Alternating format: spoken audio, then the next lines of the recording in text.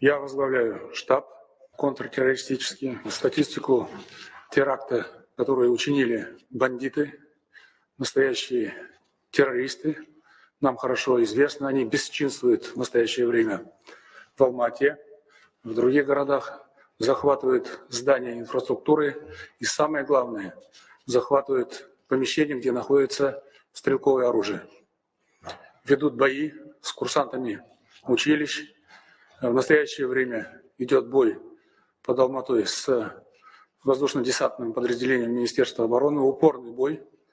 Поэтому я полагаю, что с нашей стороны, учитывая, что данные террористические банды являются, по сути дела, международными, они прошли серьезную подготовку за рубежом, и их нападение на Казахстан можно рассматривать и нужно рассматривать как акт агрессии. В связи с этим, полагаясь на договор о коллективной безопасности, я сегодня обратился к главам государств ОДКБ оказать помощь Казахстану в преодолении этой террористической угрозы.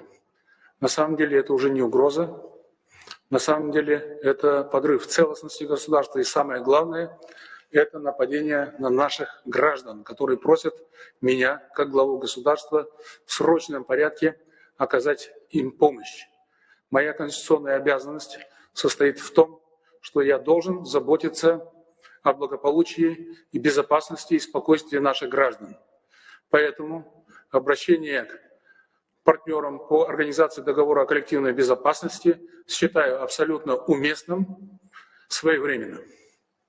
Думаю, что народ Казахстана поддержит это решение. Вместе мы, естественно, победим. Террористические банды захватывают, как я уже сказал, крупные инфраструктурные объекты. В частности, в Алмате захвачен аэропорт, около 5 самолетов, включая иностранные самолеты. Алмата подверглась нападению, разрушению, вандализму.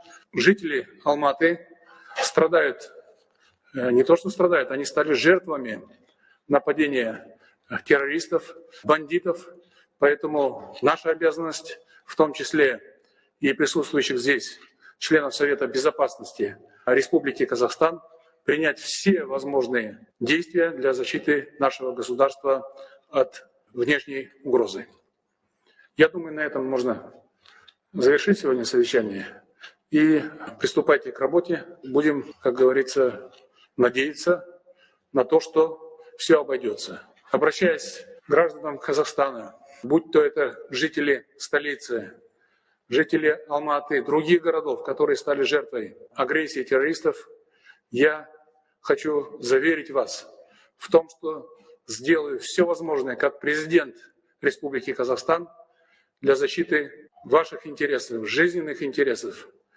И думаю, что мы вместе одержим победу. Это очень сложная страница в истории нашего государства. Многие вещи предстоят изучить. Каким образом, почему это случилось? Но главное сейчас защитить нашу страну, защитить наших граждан.